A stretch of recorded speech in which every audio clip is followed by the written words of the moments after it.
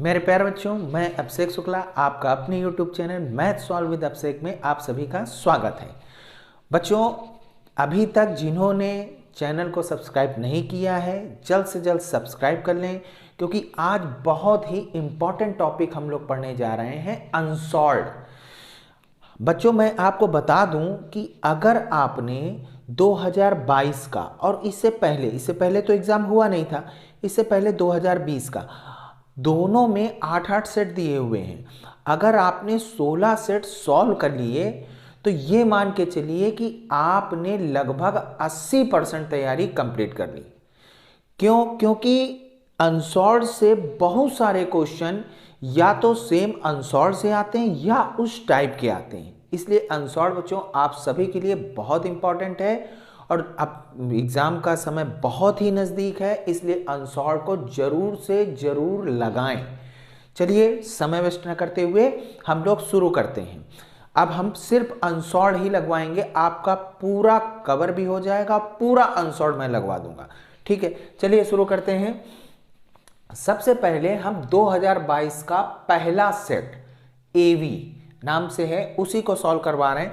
मेरे पास अनसॉल्व्ड है, अग्रवाल का अनसॉल्व्ड मेरे पास है। मैं अग्रवाल के अनसॉल्व्ड के अनुसार, भाई मार्केट में बहुत सारे पब्लिकेशन के अनसॉल्व्ड आते हैं, मेरे पास अग्रवाल का है, बहुत से राहुल का भी आता है, कोई राहुल भी ले सकता है, और अन्यंत्र कई प्रकार के आते हैं, तो आप लोग मार्केट से कोई भी ले सकते हैं।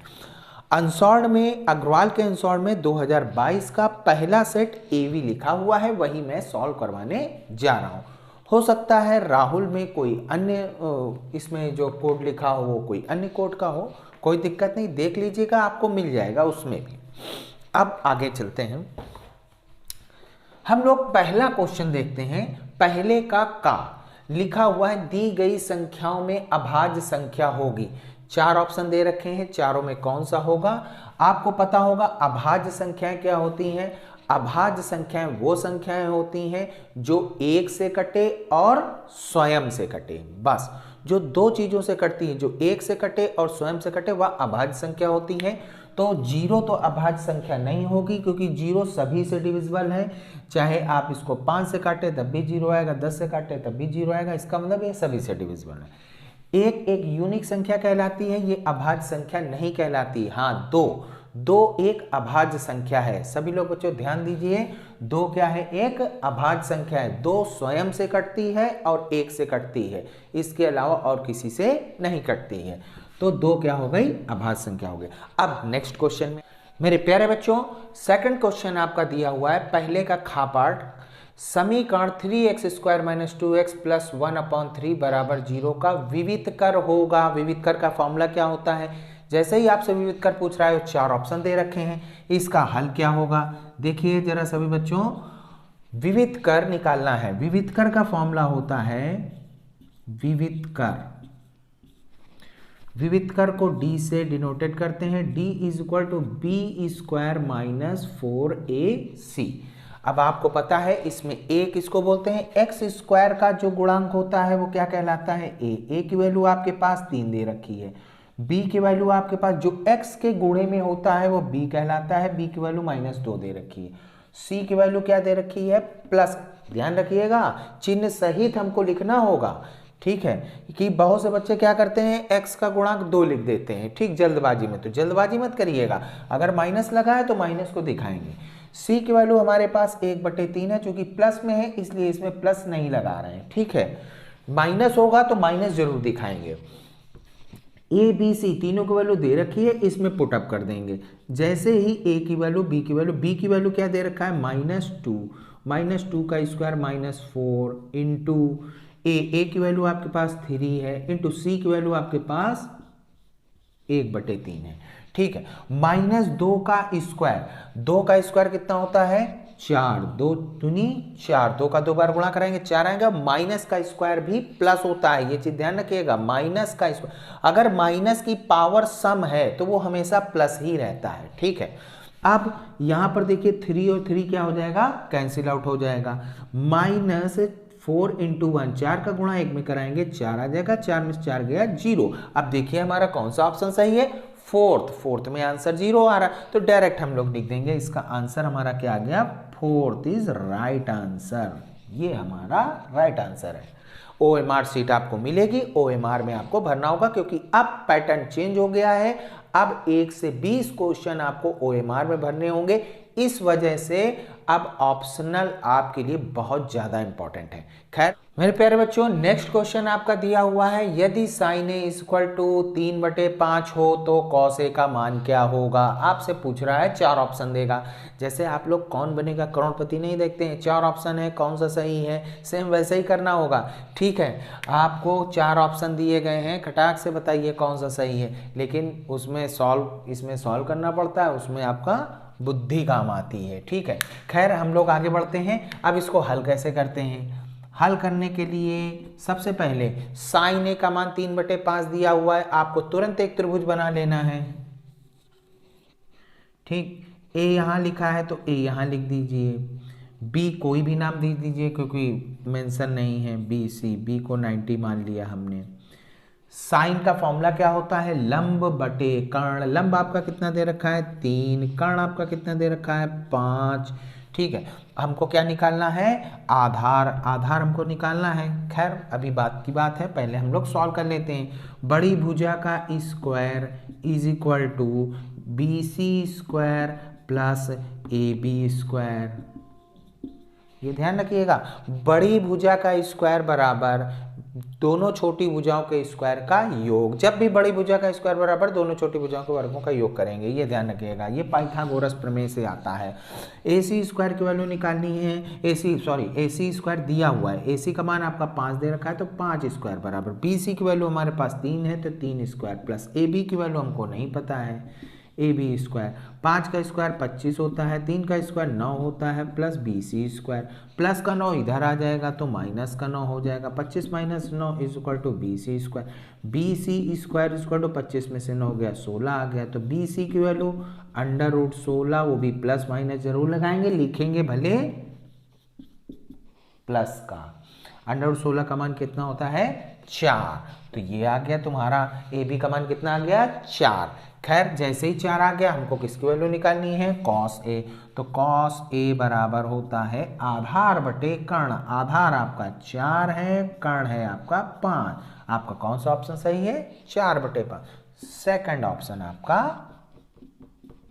विकल्प सेकंड सही है। मेरे प्यारे बच्चों, नेक्स्ट क्वेश्चन देखते हैं। दो समरूप त्रिभुजों के क्षेत्रफल 4:9 के अनुपात में है, तो त्रिभुजों की भुजाओं में अनुपात होगा। ये वेरी वेरी इंपॉर्टेंट क्वेश्चन है, ये आपका एग्जाम में रखा मिलेगा। हो सकता है थोड़ा सा चेंज हो, ये क्षेत्रफल का अनुपात बदल दे, लेकिन आएगा ऐसा ही क्वेश्चन। ये रखा है, ये 2023 के बोर्ड में आएगा ही आएगा, इसको नोट कर लीजिए, वेरी इंपॉर्टेंट क्वेश्चन है। ठीक है, अभी इसी से संबंधित एक टाइप का और क्वेश्चन बता देंगे जिससे आपको डाउट नहीं होगा। ध्यान रखिएगा, जब भी इस तरह का आपसे क्वेश्चन पूछा जाए, इसमें क्या पूछ रहा है, दो समरूप त्रिभुजों के क्षेत्रफलों में अनुपात दे रखा है, भुजाओं में अनुपात निकालना है। तो सबसे पहला फॉर्मूला याद रखिएगा, फॉर्मूला बहुत जरूरी है। कौन सा फॉर्मूला, पहले त्रिभुज का क्षेत्रफल,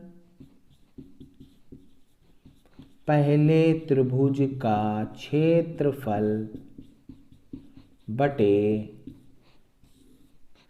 दूसरे त्रिभुज का क्षेत्रफल, त्रिभुज का क्षेत्रफल बराबर, फॉर्मूला होता है पहले त्रिभुज की भुजा बटे पहले त्रिभुज की भुजा बटे दूसरे त्रिभुज की भुजा। का होल स्क्वायर। ये फॉर्मूला आप एकदम याद कर लीजिए। ठीक, क्या? पहले त्रिभुज का क्षेत्रफल बटे दूसरे त्रिभुज का क्षेत्रफल बराबर पहले त्रिभुज की भुजा बटे दूसरे त्रिभुज की भुजा का होल स्क्वायर। ठीक है, अब पहले त्रिभुज का क्षेत्रफल बटे दूसरे त्रिभुज का क्षेत्रफल दे रखा है 4/9, तो इसकी जगह पर हम लोग क्या लिख देंगे 4/9 बराबर पहले त्रिभुज की भुजा बटे दूसरे त्रिभुज की भुजा। मान लो पहले त्रिभुज की भुजा x है मान लो, और दूसरे त्रिभुज की भुजा y है, ये शॉर्टकट में लिख दिया, का होल स्क्वायर। होल स्क्वायर यहाँ से हटेगा तो यहाँ क्या लग जाएगा, रूट लग जाएगा, x/y बराबर √4/9 लगेगा तो प्लस माइनस, लेकिन हमको लेना कौन सा होगा, प्लस वाला। तो x/y बराबर 4 का रूट होता है 2/3, तो भुजाओं का अनुपात आपका कितना आ गया, 2:3। 2:3 कहाँ लिखा हुआ है, फर्स्ट नंबर, इसका मतलब इसका आंसर फर्स्ट राइट है। ठीक है, अच्छा एक चीज मैं आप लोगों को और बता दूं, कभी कभी उल्टा पूछ लेता है। उल्टा का मतलब भुजाओं में अनुपात दे रखा होता है और क्षेत्रफलों में अनुपात पूछता है। क्वेश्चन में आपने लिखा होगा दो समरूप त्रिभुजों की भुजाओं में 4:9 का अनुपात है, तो त्रिभुजों के क्षेत्रफलों में अनुपात का दो। फॉर्मूला वही लगेगा, फॉर्मूले में कोई चेंजमेंट नहीं है। अब अगर यही चीज भुजाओं में अनुपात दिया होता तो यहाँ क्या लिख देते, 4/9 यहाँ लिख देते, और इसका होल स्क्वायर करते तो कितना आ जाता, 16/81, मतलब 16 अनुपात। तब क्षेत्रफलों में अनुपात आ जाता 16:81, तब हम ये वाला आंसर लगा देते। ठीक है, लेकिन आप लोग मेन फॉर्मूला ये याद रखिएगा। ठीक है, अब हेलो प्यारे बच्चों, नेक्स्ट क्वेश्चन क्या कह रहा है, 3, 4, 6 तथा x का समांतर माध्य 5 है तो x का मान होगा। ये भी बहुत क्वेश्चन पूछा जाता है। एक चीज ध्यान रखिएगा, जितना क्वेश्चन मैं करा रहा हूँ उसको आप लोग कॉपी में नोट करके फटाफट कर जरूर लीजिएगा, आपकी तैयारी बहुत बढ़िया हो जाएगी, बहुत अच्छे मार्क्स आ जाएंगे। ठीक है, तो नेक्स्ट क्वेश्चन में ये कह रहा है इसका हमको क्या निकालना है, x का मान निकालना है। तो जब समांतर माध्य की बात कर रहा है तो समांतर माध्य का फॉर्मूला होता क्या है, समांतर माध्य बराबर इसको शॉर्टकट में मैं लिख रहा हूं, समांतर माध्य बराबर। अच्छा, आपसे कभी कभी क्वेश्चन में केवल माध्य कहेगा कि इसका तथा x का माध्य 5 है, तो माध्य का मतलब समांतर माध्य ही होता है। ठीक है, और कभी कभी थोड़ा सा कंफ्यूजन हो जाता है। अगर यहाँ क्वेश्चन में लिख देगा 3, 4, 6 तथा x का माध्यक का लगा देगा, माध्यक का मतलब माध्यिका होता है और माध्य का मतलब समांतर माध्य होता है। ठीक, वो शब्दों में थोड़ा सा उलट फेर कर देगा तो तुम लोग कंफ्यूज हो जाओगे। तुम लोग अरे सर अब क्या लगाए, माध्यक कह रहा है तो माध्य होगा कि माध्य, तो ये चीज ध्यान रखिएगा। ठीक, माध्यक कह देगा तो माध्यिका, माध्यक का अर्थ माध्यिका होता है, माध्य का अर्थ समांतर माध्य होता है। ठीक है, तो समांतर माध्य का फॉर्मूला क्या होता है, पदों का योग बटे पदों की संख्या, ये आपका फॉर्मूला होता है। अब समांतर माध्य तो आपका दे रखा है कितना, डायरेक्टली 5, तो समांतर माध्य की जगह हम लोग क्या लिख देंगे, 5 लिख देंगे। पदों का योग मतलब सबका योग, 3 + 4 + 6 प्लस तथा x लिखा है तो इसको भी ऐड करेंगे। ये मत सोचिएगा केवल 3 अंक है, पूरे 3 + 4 + 6 + x अपॉन पदों की संख्या। पदों की संख्या कितनी हो गई, 1, 2, 3, 4, और यहां से भी गिन सकते हैं 1, 2, 3, 4, तो बटे में 4 लिख देंगे। 4 बटे में है, ऊपर जाएगा तो गुणे में हो जाएगा, तो 5 चौको 20 बराबर, अब सबको जोड़ देंगे x को छोड़ करके, 6, 4, 10, 10, 3, 13, 13 + 1। बहुत से लोग गलती कर देते हैं, जानते हो क्या लिख देते हैं, 13x लिख देंगे, 13x लिख देंगे तो सवाल गया। इसलिए ध्यान रखिएगा, अगर कोई चीज प्लस या माइनस में है, अगर यहाँ -x लिखा हो तो यहाँ -x लिख देंगे। ठीक है, 13x नहीं लिखेंगे, तो 13 + x हो गया, प्लस का 13 इधर आ जाएगा तो कितना हो जाएगा, माइनस का = x, तो x की वैल्यू कितनी आ गई, 20 में से 13 गया 7। इसका मतलब कौन सा आंसर सही है मेरा, थर्ड आंसर राइट है।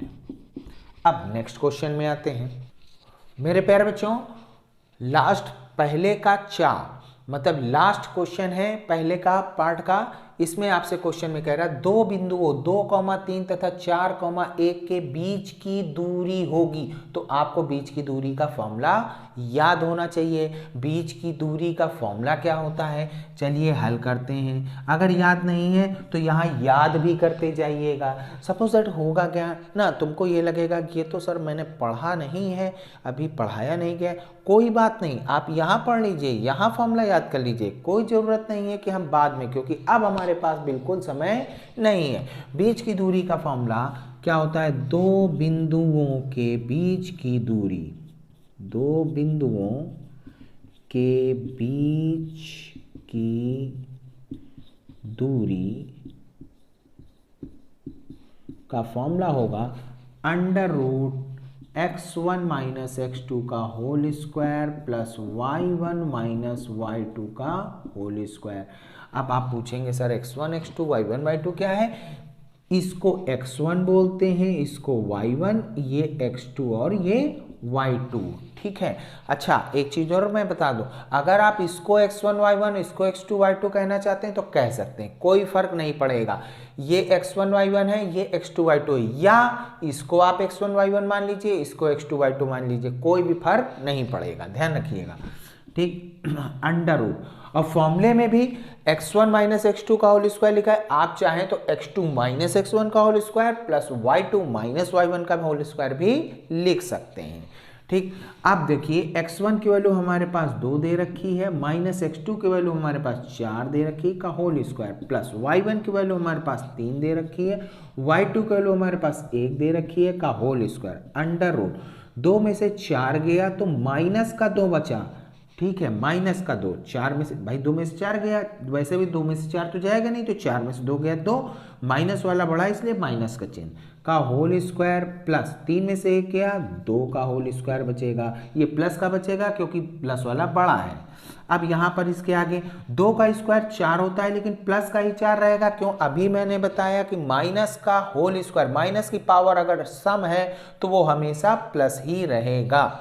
अब यहाँ प्लस लिखा हुआ है, 2 का स्क्वायर कितना हो गया 4 हो गया, ये आ गया अंडर रूट 8। अब अंडर रूट 8 यहाँ तो कोई आंसर नहीं दे रखा, इसका मतलब इसको और सॉल्व किया गया। अंडर रूट 8 को हम लोग कैसे सॉल्व करेंगे, यहाँ मैं दिखाता हूँ। पहले इसके फैक्टर कर लेंगे, अंडर रूट 8 के ऐसे फैक्टर आप करेंगे, 2 चौको 8, 2 दूनी 4, 2 इकन्नम 2, ऐसे तो किया जाता है। तो 2 गुणे 2 गुणे 2, यहाँ 2 गुणे 2 गुणे 2 लिख देंगे हैं। फिर यहाँ पर देखेंगे कौन सा पेयर, ये 2 का पेयर बाहर आ गया, अंडर रूट के अंदर क्या बचा 2, तो इसका आंसर क्या आ रहा है 2√2। कौन सा ऑप्शन सही, थर्ड इज राइट आंसर है, third is right answer, note कर लीजिए। प्यारे बच्चों नेक्स्ट क्वेश्चन देखते हैं। इसमें लिखा हुआ है यदि द्विघात समीकरण x square minus 2kx minus 6 is equal to 0 का एक मूल 3 है तो k का मान ज्ञात करो। मूल का मतलब होता है x का मान, क्योंकि ये द्विघात समीकरण है, इसमें x के कितने मान होंगे, 2 मान होंगे, जिनमें से एक मान आपको 3 दे रखा है, मतलब x का एक मान 3 है। इसका अर्थ ये हुआ कि इस x की जगह पर हम लोग 3 रख सकते हैं, ठीक है, समझ गए, क्योंकि x का एक मान तो 3 है ही, तो इस समीकरण में हम लोग x की जगह पर क्या लिख देंगे, 3 रख देंगे। हमको समीकरण क्या दे रखा है, x square minus 2kx minus 6 is equal to 0 में पहला मूल दिया है x बराबर 3 रखने पर, यहां आप रख दीजिए। जैसे ही x की जगह आप यहां 3 रखेंगे, 3 का स्क्वायर माइनस 2k गुणे 3 माइनस 6 इज इक्वल टू 0, तो ये आ जाएगा 9 minus 6k minus 6 is equal to 0, ठीक है। k वाला वहाँ भेज दो, तो जब k वाला वहाँ चला जाएगा तो यहाँ क्या बचेगा, 9 minus 6 is equal to 6k, 9 में से 6 गया, हमारा आ गया 3 बराबर 6k, तो k की वैल्यू आ गई, ये 6 कहाँ जाएगा, बटे में आ जाएगा, 3/6, तो k का मान हमारे पास आ गया 1/2, ये हमारा आंसर है, ठीक। अब ये समझ गए k की वैल्यू हमारे पास कितनी आ गई, 1/2। अब नेक्स्ट क्वेश्चन आते हैं। प्यारे बच्चों, दूसरे का खा पार्ट क्या दे रखा है, 2 tan 30 अपान 1 प्लस tan स्क्वायर 30 का मान ज्ञात कीजिए। इस टाइप के भी आपको क्वेश्चन बहुत मिलेंगे, इसलिए सारणी जरूर याद करके जाइएगा। मेथड भी मैंने बताया है और प्रयास करिएगा, उसको जितना ज़्यादा रिवाइज कर लेंगे आपको तैयार हो जाएगा। खैर आगे बढ़ते हैं। tan 30 का मान आपको पता होगा, हम लोग हल कर रहे हैं। हल करते हैं, आप पहले लिख दीजिए 2 tan 30 upon 1 plus tan square 30।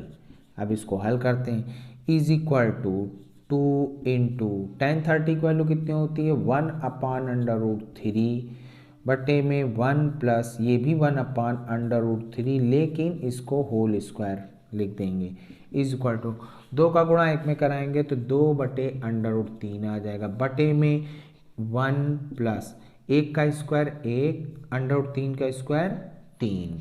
ठीक है, अब इसको फिर से लिखेंगे 2 अपॉन अंडर रूट 3 बटे में 3 इकन्नम 3, 3 और 1 कितना हो गया 4, 4 बटे 3। ठीक है, अब आगे आते हैं, ये क्या लिखा है 2 बटे अंडर रूट 3, ये पलट जाएगा। ठीक है, ध्यान रखिएगा, इसका इसमें गुणा होता है, इसका इसमें गुणा होता है। ठीक है, तो ये चीज पलट जाएगा तो 3 ऊपर चला जाएगा, 3 बटे 4। ठीक है, 2 से 4 कट गया, 2 दूनी 4, तो ये आ गया 3 बटे 2 रूट 3। आपको पता होगा रूट 3 से 3 काट देते हैं तो क्या आता है रूट 3, तो इसको लिख देंगे रूट 3/2। यही हमारा आंसर। ध्यान रखिएगा, अगर 5 बटे रूट 5 लिखा है तो इसका मतलब रूट 5 से 5 कट गया, अब ऊपर क्या आ गया रूट 5। ठीक है, ये डायरेक्ट याद रखिए। अब परिमेयकरण मत करिएगा कि रूट 5 का ऊपर नीचे गुणा कराने पर फलाना डिमाका, ये सब सही नहीं है, डायरेक्ट आप लिखिएगा। ठीक, आपने क्या किया 2 से 4 काटा, 2 आ गया, हमारा बचा 3 बटे 2 रूट 3 से 3 काटा, रूट 3 आ गया, इज इक्वल टू रूट 3/2। यही हमारा क्या है आंसर है। अब नेक्स्ट क्वेश्चन आते हैं। हाँ मेरे प्यारे बच्चों, अब नेक्स्ट क्वेश्चन क्या लिखा हुआ है, यदि दो समरूप त्रिभुजों का क्षेत्रफल क्रमशः 169 सेंटीमीटर स्क्वायर तथा 225 सेंटीमीटर स्क्वायर है तो उनकी संगत भुजाओं में अनुपात ज्ञात कीजिए। अभी मैंने पहले का कौन सा गा पार्ट में सेम ऐसा ही क्वेश्चन हल किया था। ठीक, वही क्वेश्चन रिपीट हो करके फिर से आ गया है, बस वो ऑप्शनल था, इसमें आपको सॉल्व करना पड़ेगा। इसीलिए मैंने कहा ये बहुत ही इंपॉर्टेंट है, आपको घुमा घुमा कर क्वेश्चन पूछेगा। तो इसमें आप एक ही फॉर्मूला होता है क्या, पहले त्रिभुज का क्षेत्रफल बटे, शॉर्टकट में लिख रहे हैं क्षेत्रफल बटे दूसरे त्रिभुज का क्षेत्रफल बराबर पहले त्रिभुज की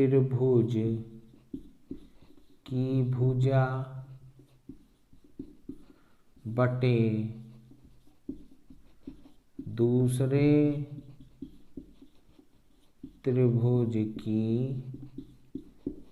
भुजा का होल स्क्वायर। यही फॉर्मूला होता है, पहले त्रिभुज का क्षेत्रफल बटे दूसरे त्रिभुज का क्षेत्रफल बराबर पहले त्रिभुज की भुजा बटे दूसरे त्रिभुज की भुजा का होल स्क्वायर।